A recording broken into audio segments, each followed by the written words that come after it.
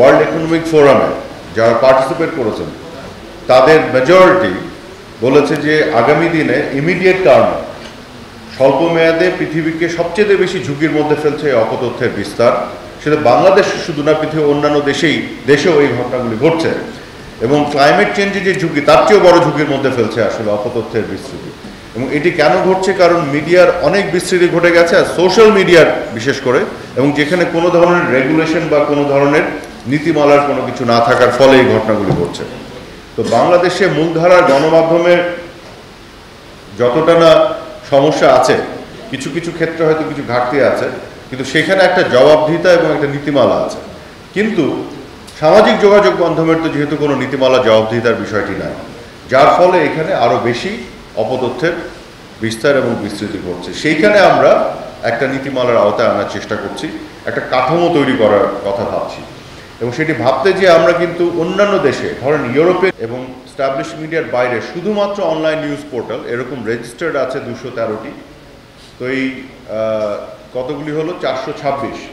এই 426 এবং একই সাথে আরও কতগুলো যেগুলো অ্যাপ্লিকেশন পড়েছে এবং ক্লিয়ার্ড হয়েছে সেগুলোর একটি তালিকা আছে। এর বাইরে আরও কতগুলো আছে যেগুলো অ্যাপ্লিকেশন করেছে, এখনও প্রক্রিয়াধীন আছে, ক্লিয়ার হয় নাই। তো সবগুলো লিস্ট আমি করতে বলেছি, নির্দেশনা দিয়েছি এবং লিস্ট করে আমি বলেছি এগুলোকে বিটিআরসিতে পাঠাতে।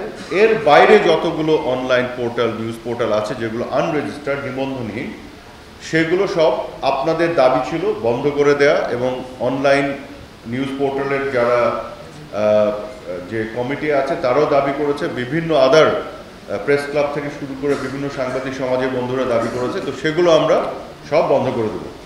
তো তারপরে নতুন করে যারা অ্যাপ্লাই করতে যাবে, অ্যাপ্লিকেশন পড়লেই সেগুলো অন হবে, অ্যাপ্লিকেশন না পড়লে অন হবে না।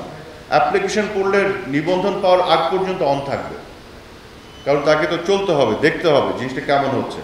তারপরে যদি ক্লিয়ার না হতে পারে তখন অফ হবে। কিন্তু অ্যাপ্লিকেশন করলেন না, কিছুই করেননি, কোনো প্রক্রিয়াতে যাননি, সেগুলো যদি চলে, সেইখানে যদি চটকদার খবর দেওয়া হয় অসত্য অপতথ্যের মাধ্যমে, তাহলে আমরা বিশ্বাস করি সেই ধরনের সাংবাদিকতা আসল পেশাদারিত্বের সাথে যারা সাংবাদিকতা করছেন তাদেরকে ক্ষতিগ্রস্ত করে। তো আপনাদের সুরক্ষার স্বার্থেই আমরা আপনাদের দাবির প্রেক্ষিতে এই ব্যবস্থা নিচ্ছি।